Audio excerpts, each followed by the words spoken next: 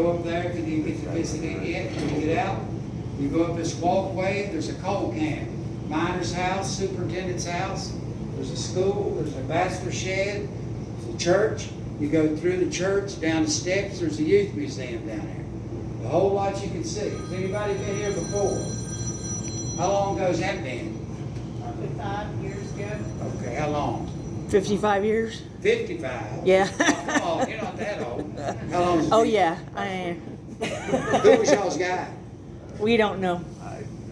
So you was here last week? All right, guys. Okay, now y'all can take all the pictures you want to take. Don't lose anything in between the seats. If you do, it's going to end up on the mine floor underground. If that happens, let us know. One of us will go in and look for it, and y'all can find it on eBay in about 3 days. Y'all ready to go? If it's worth anything. With a special price. Yeah, it'll be a reduced price.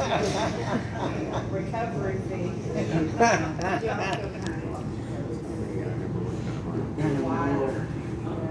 See, that's from that. Yeah.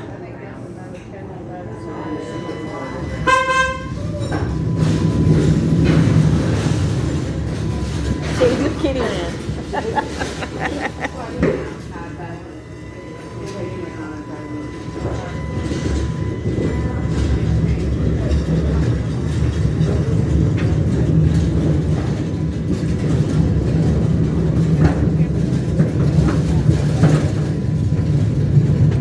It's cold.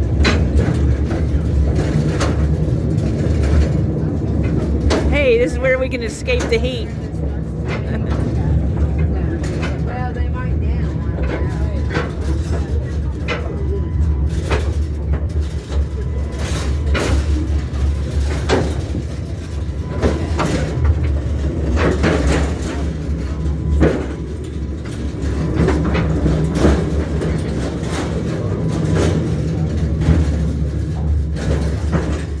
How's this instant air conditioning feeling? It's free.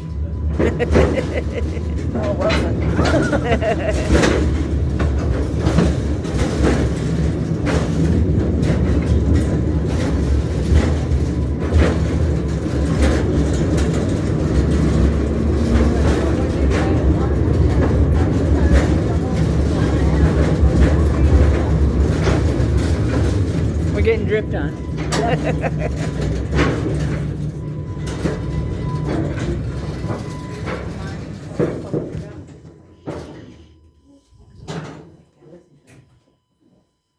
Yeah, y'all quieter than the elementary kids we had.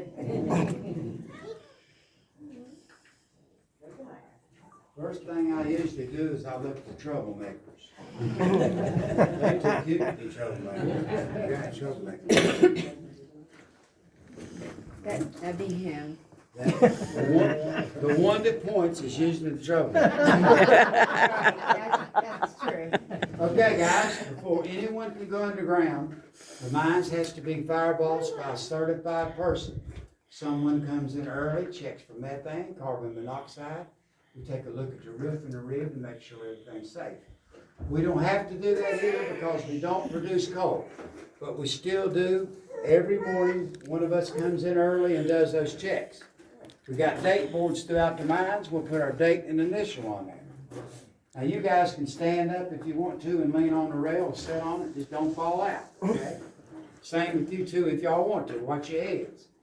Now, what I'm going to do is show y'all how they mined coal back in the late 1800s, early 1900s.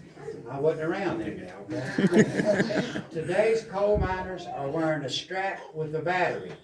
It's mostly remote control. This mines was a pick and shovel all the way. There was never any electrical equipment ever used in this mines. We're going to show you some on the other side, but it was never used here. This mines went under the city of Beckley for about 7 miles in diameter. Now, they had to take a pick and pick out this coal and shovel it on these cars. That coal seam right there, 28 inches high. That's what they were working in. They wasn't standing up like me. They were working in 28 inches of coal. I'll explain it to you more on the other side. As we go on up, The coal seam goes up to about 30, 35 inches in places. Now the company made the miners work 12-hour shifts. They demanded that they hand load 10 tons of coal in 12 hours. If they didn't do it, they could lose their job. A lot of times they brought their teenage son in to help them get their quota. Once they got their quota, they all had a piece of wood with a number on it. That number corresponded to their name outside. That's how they knew who to pay. Now they were thieves back in like they are today. A lot of times the cars are outside, somebody'd steal that wood and put it on their car. This poor guy wouldn't get paid. So finally they put the wood in the car first, then they loaded the car up. And then when it got unloaded outside, they knew who to pay. I brought y'all in on a rebuilt locomotive right there. Now back in these days, there wasn't any electricity. How did they pull these cars out of the mines back in these days? Mules. Mules, horses, donkeys. They even used dogs to drag these cars outside. Has anyone seen the movie Coal Miner's Daughter? That's where it was. Everybody lived in a coal camp. Every coal camp had a company store. You heard the song, 16 tons, and all you get. Another day older and deeper in that. That's where it was. They bought all their food, all their clothing, all their medicine, all their tools. Everything had to be purchased at the company store. Even the houses they lived in were rented from the company store. If a coal miner got killed back in those days, the company gave the family 3 days to move out so another family could move in. Each week, the miner would go to the company store and withdraw what's called scrip. It's like a debit card is today. They go in and say, I need $20 worth of scrip to do me for the week. If they went over that, they would deduct it from their pay. They were in bondage to the company store. Y'all remember Montgomery wards? Yeah. They would accept that scrip back in the early 1950s, but they only gave the coal miner half of what it was worth. Oh, wow. So they were in bondage to the company store. Now I talk a little quick because I try to give you all the information I can. I've got an LED light on my cat. They didn't have LED lights back then. They started out with a Carbide. teapot and a can of kerosene. They'd empty that kerosene into that teapot. It would fit on their cat. They would ignite it. It'd be an open flame. Now what happens if that flame happens to hit a pocket of methane? It'll be a pop. A lot of methane, there's going to be an explosion. This light only lasted about 3.5 hours, then they have to relight it again. Now I'm going to try to put on a little show. Are you underground worker? You work in the mine? Yeah, I did. My family has. Did anybody else had family worked in the mine? Where was that at? Western Pennsylvania, outside Pittsburgh. Oh, okay. What about you guys? Our dad did, He did? our granddad, our brother. Wow, we had some on my last tour that had people that worked underground. We lived down next to Whitesville where the memorial is for the miners. I worked down there for 18 years. We lived down next to there when we were growing up. Was that Massey Coal down there? Yeah, Right there in Eunice Pettis? Yeah, UBB, yeah, that's the one that blew up. Yeah. All right, guys. After the teapot, they came out with the carbide lamp. This is carbide, this is water. When you mix water with carbide, it forms like a settling gas. Anybody ever welded? See that gas coming out of there?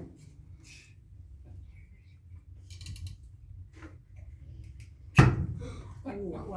I tried to get her to jump. She's not scared. I did it for you. I did it for you too. Now, how would you like to work a 12-hour shift with a light like this? That's all they had. Each coal miner had to carry around a can of carbide with them. After about 3.5, 4 hours, they had to relight it again. Now, like I said, if you haven't hit a pocket of methane, there's going to be a popcorn explosion. That's a pretty flame. I hate to blow it out, but I want to show everybody how dark it is underground without any light at all. Now, over the years, my light went out plenty of times. One time my light went out, took them about 35 minutes to find me. I had one major worry, one major concern, and it wasn't going to the bathroom. I don't need a light to go to the bathroom. What'd be my biggest problem? Getting out. Well, I couldn't move. I'm gonna turn the light back on. We don't want the little baby to get excited. You know what my biggest problem was?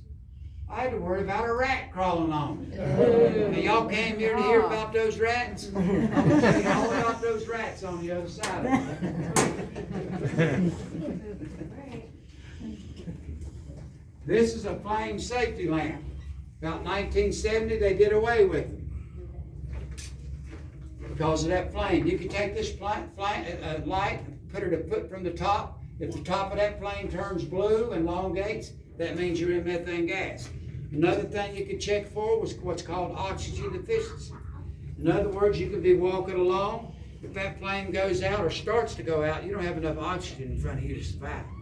That's happened to me years ago. I'd be walking along and that flame would start to go down. I would back up into what's called the fresh air and then shoot back up again. They didn't have any way to check back then. They had one way to check for methane back in those days. Low air. Canary in a coal mine. Canary. Nobody's heard of West Virginia, but they've heard about the canaries in the coal mines. Now, this one's had its better days. Now, where did they buy the material to build the cage? The company store. Where did they buy the canary? They go to work, they'd set the canary right here, and they'd start picking and shoveling. If that canary is chirping and singing something like, almost heaven, Blue Ridge Mountain, everything's fine. If it's laying flat on its back with its legs up in the air, it's only a matter of time before it's going to get you. These birds saved a lot of coal miners' lives. And you know, back in those days, they would send their 7- and 8-year-old son underground first with the canary. It took less oxygen. They give them an idea of how much oxygen and methane they have by sending their little kid underground. We got any mathematicians on here? I bet you're a mathematician. Back in these days, they made 20 cents a ton. They worked 12 hours, hand load 10 tons of coal. How much money they made? $2. Then they had to pay their rent and so forth. Terrible life back then. What we're going to do now, we're going to the other side. I'm going to show y'all the next step to coal mining. They're still using a pick, but they're going to be doing one thing different. They're going to slowly progress, if you will, okay? Watch your heads. Watch out for the little bat that flies around. You think she'll be all right? She just wants to stand. Okay. As long as everybody can hear pretty good. What about your sweater?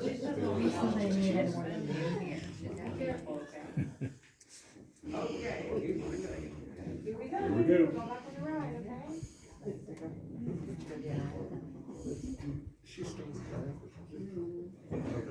Going back.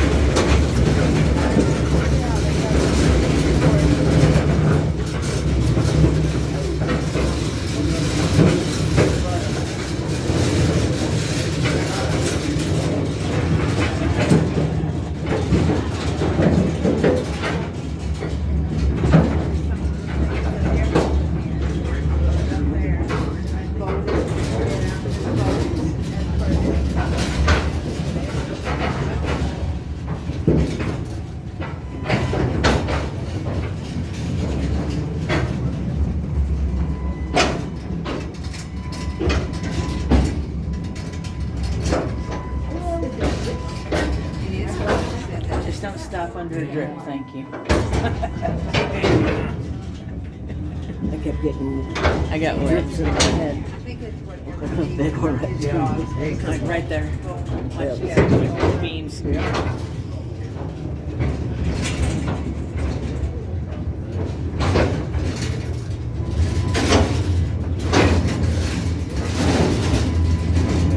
Yeah, don't stand up.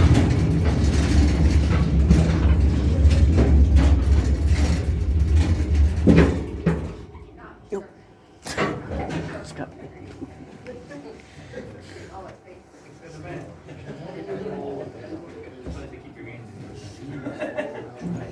Okay.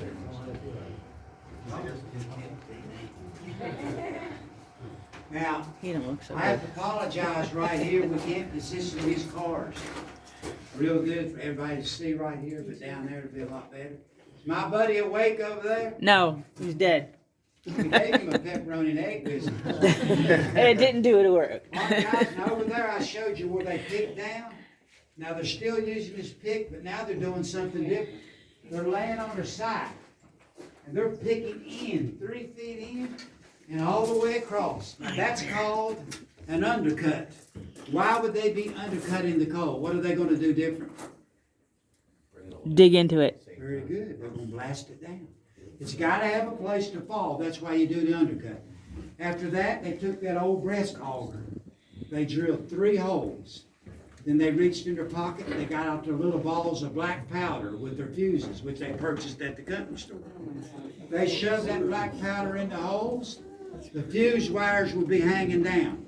Back then, they had to go look for dirt and mud, anything they could find to shove into those holes and make it tight behind the powder, called tamping it up. Now, why would you do that? You didn't waste it. Compressing it. If they didn't do it, the shot would blow through the holes and the coal wouldn't fall down. After that, there's a cable going around the corner with the battery. They'd wire it up and they'd scream real loud, "Fire, fire, fire in the hole." That gives everybody a warning there's going to be a blast. They blast the coal down. The old mule shoves the car up here and they load all the coal up. The rock, they would blast that rock down at night and get it out of the way if the animals didn't have enough room to work. They didn't care about the coal miner. If that animal didn't have enough height, they'd blast that rock down at night and get it out of the way. In other words, if the coal seam wasn't high enough, and it's not high enough right there. This is their actual work areas, by the way. I happen to be a certified shot fireman. I have blown up a lot of stuff in my life. I'm not a terrorist, okay? But I've blown up roof like over your heads for big equipment to go underground. I put off as much as 400 shots at a time. We didn't have to look for dirt and mud. We use these little sticks of clay. They're called clay dummies. You stick them in a hole and tamp it up. The reason we call them dummies, because you got to be a dummy to go in that hole, knowing you're going to get blown up. Now let's drift. We're going to drift right down here and see Vito a minute. Then we're going to go down to the fun stuff. Y'all get to see this undercut right here. Wow.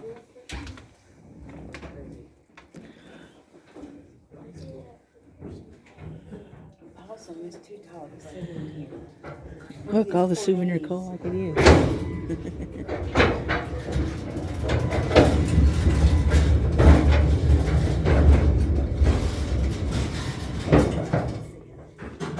Little fella looks hungry up here. Got a chiropractor on the trip. Okay, guys. Looks hungry. Now, they pick the coal down, they blast the coal down, but they're still shoveling. Shoveling days are finally over. This is a 1929 model loading machine. Electric. They bring it up. Once the coal got right here, they turn those things on. They're called gathering arms. Pulls the coal right in here. What's under that coal right there? There. Conveyor chain. They turn that conveyor chain on, load that car up in about a minute. Shoveling days are over. They still use this type of equipment in one mines in Kentucky. Not quite this old, but this old type. Today's mining machines cut and load the coal all up at the same time. A guy named Bill built that scoop in his garage in 1963. He never got a patent on it. The coal companies copied his idea and made millions. Today's scoops are twice as wide as this, and a lot of those are remote control. That's hydraulic. That's a scoop bucket. It go up and down, you can push coal, you can clean the roadways. If you needed to pull stuff, coal miners are always pulling something. Coal miners tear up a lot of stuff, believe me. You need supplies, you tell the scoop man, we called him the gopher. He'd be the one to go for whatever you needed. Great piece of machinery, but they never got a patent on it. I'll go slow right here so y'all can get a look.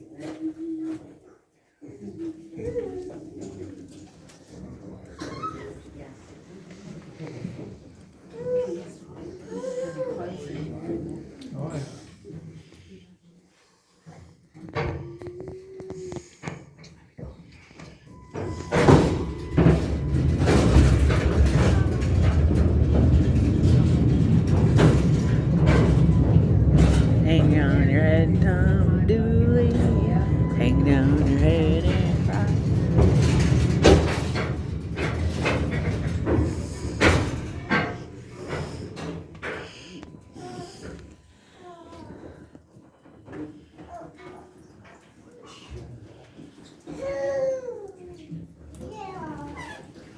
Okay, guys.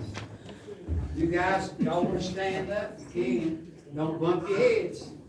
In the back row here, you guys want to stand up? You can slide down, maybe miss that if you want to. You guys can stand up right there if you want to. I apologize for the ones that can't see much right here. Now, in a minute, you're going to get to see everything I'm doing. Back there, they were laying on the side doing the undercut. They finally invented a cutting machine. It looks like a chainsaw turned over on the side. That turn it on, and do that undercut just in a matter of seconds. That breast auger, now they got a hydraulic drill. Drill a hole real quick. Now, who we got here? Okay, let's see if we can get this little girl to answer this. Every time I do this, some adult will blurt out the answer. Come on now, let's see if she knows. What does this look like to you?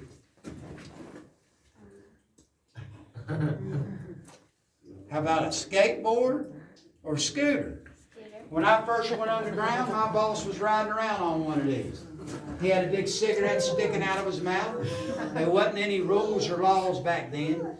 If you went in and got back out, good. If you didn't, they didn't really care. Never got a patent on it. 1970, he was riding around on this. They were obsolete in 1970. He liked this so well, he was still using it. How does it work? You put it on the track. You want to go somewhere, you put your knee right here and start pushing. That was their modern way of transportation. If you happen to go downhill, you could drift a little bit. All right, guys, I want everybody to feel safe right here.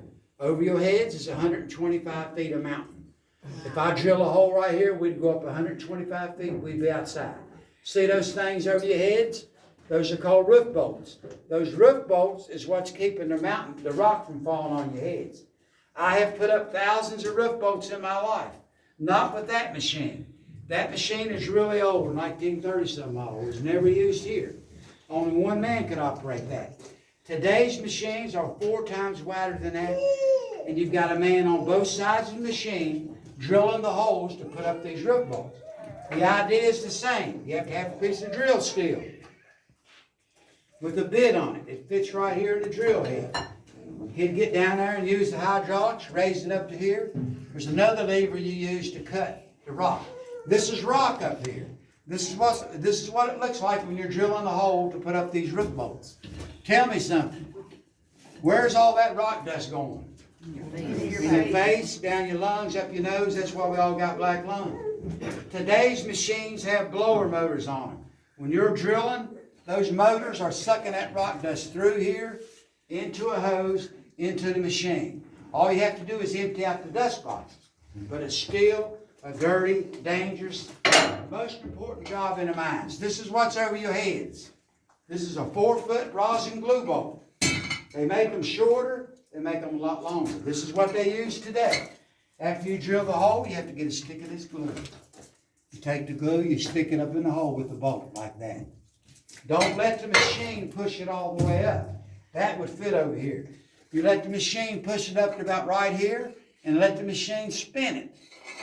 You spin it for about 10 seconds. What happens to that glue? Melts. It breaks open, it gets hot, it flows down this bolt, it goes up into those cracks, and it connects all that loose rock together. They still use these today. Now, I've tried to train these young roof boat operators how to put up a boat. They come to work, they're mad at their girlfriend before they ever get here. They didn't get what they wanted for lunch. Now remember, you only spin it for about 10 seconds.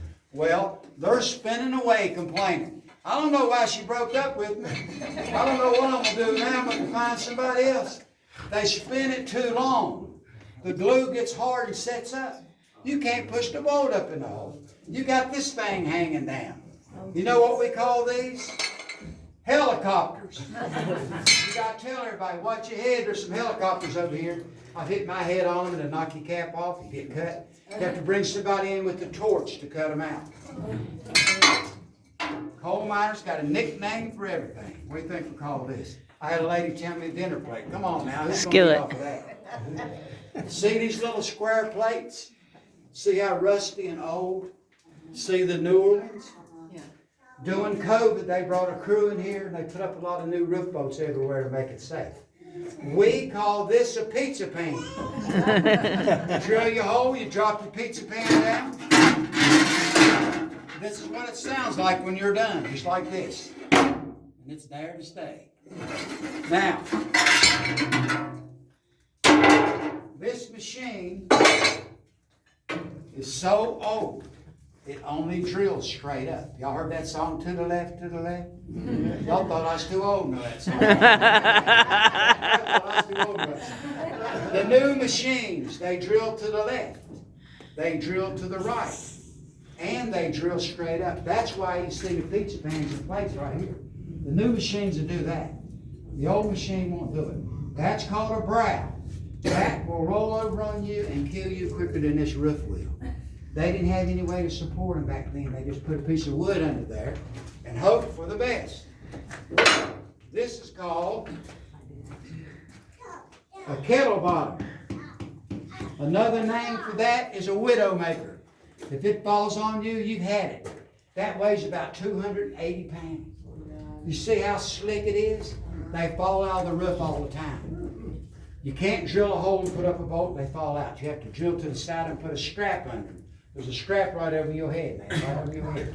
Now, who can tell me what that actually is? What is that? A tree trunk. Y'all been to the coal museum or you naturally smart? We're naturally smart, and we've been involved. That is a petrified tree stump. What is coal? Coal is vegetation that's been under water and pressure for thousands and thousands of years, and it turns into coal. That's why we can find fossils in the mines. I got a lot of them. Fossils of little birds and ferns. We got mushrooms growing over there on the other side. Where you're sitting at used to be vegetation, and it turned into coal. What's this? Lunch pail. Lunch pail. What else? Coal miners like to be sophisticated. This is a dinner bucket. Take the top off. What's this? Plate. Good job. Dessert tray. Coal miners eat their dessert first because you might as well face it, you might not get out of here. You might as well get your sugar way in here, right? You go to work and you don't have a piece of cake or pie, you got a problem at the house. She don't care enough about you to even give you a dessert. What's this? Main course. Guys, back in these days, they didn't have any way to heat up their food. Today's coal miners has a picnic table, coffee pot, microwave. Oh my They God. get 30 minutes for lunch. They come down, take a sip of coffee, read the headlines. That's enough to make anybody want to go back to work, right? I'm not allowed to talk about politics. What goes in here? Water. Back in those days, they had to bring their own water. They fill it up to this line. Now, let's all pretend we're back in the late 1800s. This is their dinner hole. Poor old guy's been shoveling coal for about 6 hours. Now, remember, he's not standing up like me. He's working in that seam right there. He's about like this. He comes down to get a drink of water. No water. He goes home and tells his wife, honey, I'm so thirsty. She said, what's the matter? He said, they stole my water again today. She said, how many times do I have to tell you, put something in that water to keep those guys from stealing it? And that's what they finally did. Can't see it. put red choppers in there. Hey, ain't nobody gonna drink their water now, are they? Now that's a true story. When I was real little, I'm trying to talk fast here. That's a true story. When I was real little, I'd go spend a weekend at my grandparents' house. My grandfather was a coal miner. My dad never went underground. He ran a grocery store.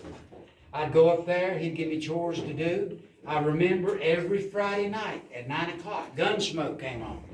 And it still comes on every Friday night around here. It comes on about every night. I'd look in his bucket to get me a snack. His teeth were in there.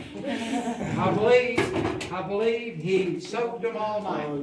Now, any mines I ever worked at has rats. We don't have rats here because we don't produce coal. If we produce coal, there would be noise and food. The rats would come. The miners would feed them. The rat is a friend to the coal miner, just like that what I showed you. Canary. Canary. They have a keen sense of hearing and smell, and they're smart. I've seen these rats take their tail and lift the lid right off that dinner bucket. Many times I'd be having my lunch. I'd see a rat crawl by dragging a sandwich. Or little Debbie cake. They love them little Debbie cakes. And sometimes they'll look over at you like, that's right, what are you going to do about it? Do nothing about it. You see a bunch of rats take off running toward the outside like in that movie Titanic? There's something going on. There's either smoke on the way, the roof could be bad, a number of things. The rats always knew, that's why the miners took care of it. All right, guys, I'm just now getting wound up. Y'all ready? This is called a supplementary roof jack. We used to put these up in places where you couldn't put up these bolts. These things will hold an incredible amount of weight. I don't have time to explain the different types of coal mining, but there's one type of coal mining which is called longwall mining. And what we do, we take all the coal. We don't leave nothing. See, there's coal everywhere here. We take it all. When you do that, the roof is continually falling behind you at all times. When that's happened, I've seen so much weight before a major roof fall, these jacks will bend over, crack, and break. These plates, I've seen so much pressure before the fall, these plates will ping out. They'll go ping, and they shoot out just like a shotgun before the mountain falls in. Right over here, this is called a crib. These are crib blocks. You stack it up, you get a wedge, you drive it in. This thing will hold up a lot of mountain. I've seen the pressure come down before fall. It'll squash this wood down. The water will start pouring out of that wood. It'll push it down about right here, then the whole mountain falls in. That's called pillar mining. We are in a drift mine. We went straight in. From where we went in to where I'm going to take you guys out is 1,500 feet. This is a drift mine. There's slope mines where you go into mines like this. Thank you. Then there's shaft mines. I've worked in a shaft mine where